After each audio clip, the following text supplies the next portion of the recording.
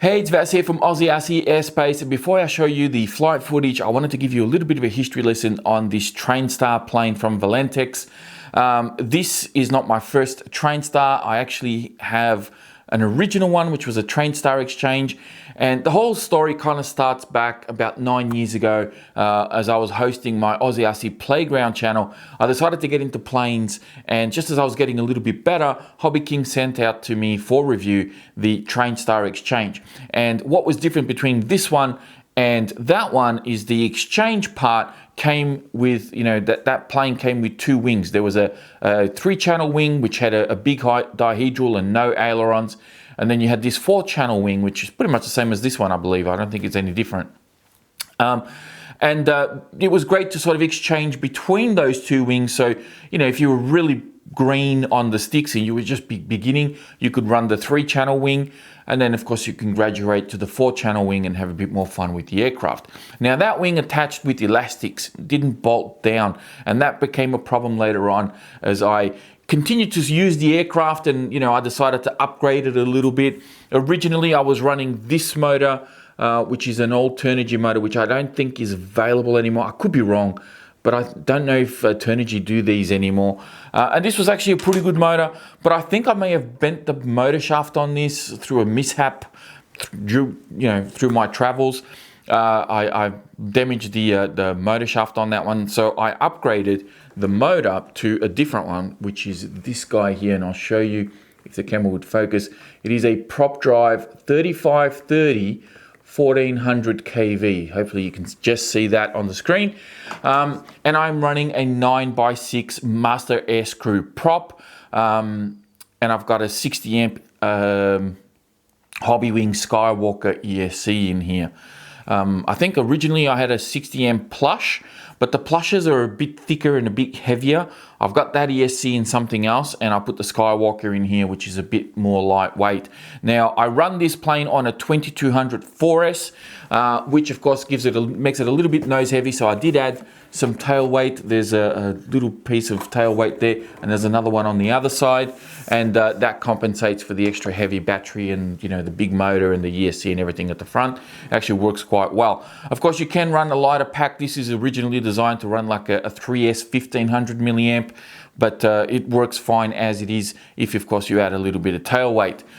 So with this power system in the original Trainstar Exchange, those elastics became a problem because as I was running the plane and I would pull up, do some high G maneuvers, you could actually see the wing start to pull away from the fuselage every time you did a pull up. The wing would do that and the fuselage would start to stretch out. Now, I was running 4 elastics on there, and they were pretty strong elastics, so, for the average person, they would have been fine.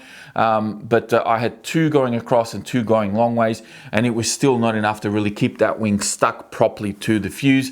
So, Banggood had this, I think this was just before COVID hit, probably around early 2019, somewhere around there. They had these available as a kit for about $80 with free delivery to Australia, which was a bargain. And I thought, hey, these wings bolt on, I'll get this, grab all the electrics from that, throw it in here. It's pretty much the same plane.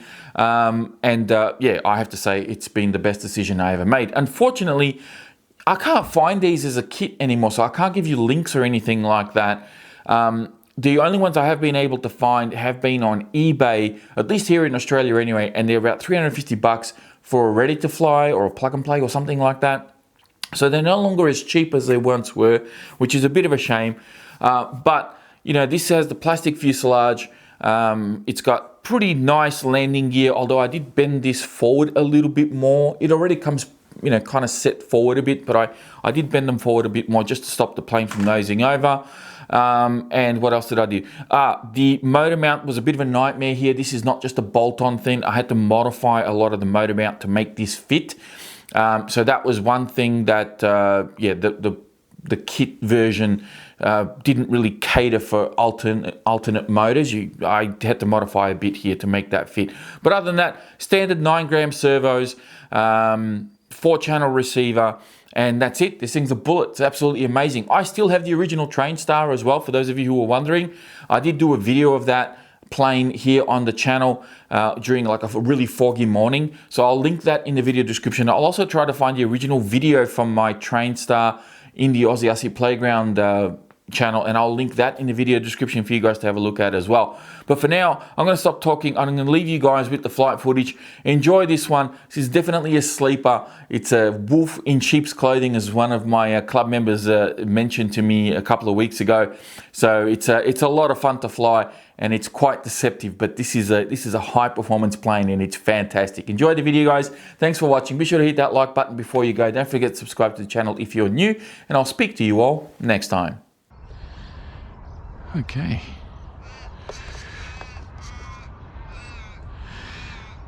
Here we go.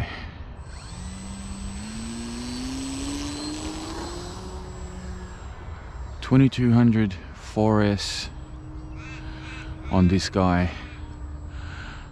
Did have to add some tail weight to balance it out, but it flies perfectly fine. As you can see, it's actually climbing. So probably, all right, that's looking pretty good. A couple of clicks of trim, may have had a different battery in there last time or something like that, but flies perfect. Okay, straight up and straight back down. This thing is a rocket ship.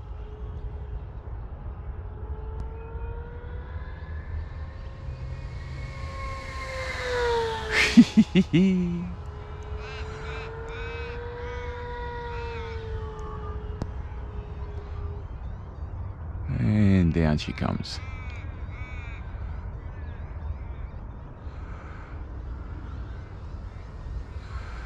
Nice and low.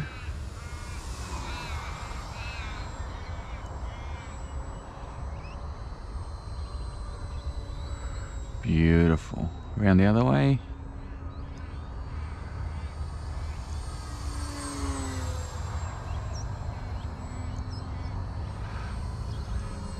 Up. Down. And fast pass. It's so good. It's quiet. It's fast. It can fly slow. It's stable.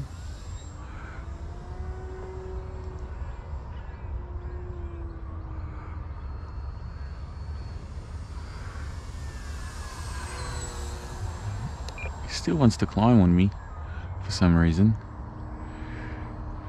Yeah.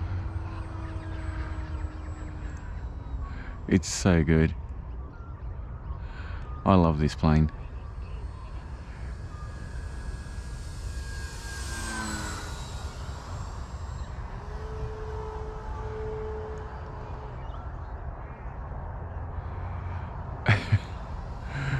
It's just so good. It carries its energy really well too. So you do need to be mindful of that when landing. It's going to glide for a bit, and it's probably going to drop with a bit of pace, so just be mindful. Let's go inverted.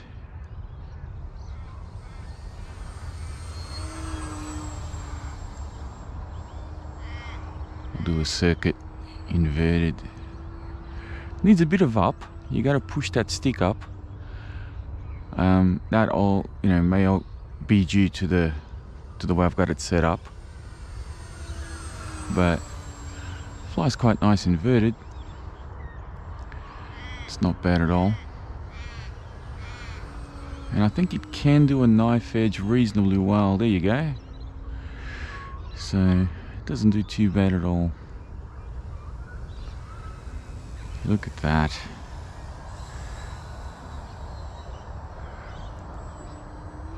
Let's see, can we hold that knife edge? There we go, look at that. Beautiful.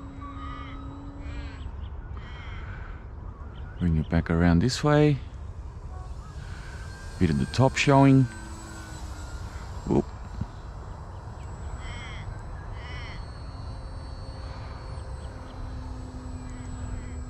so nice. It's so good.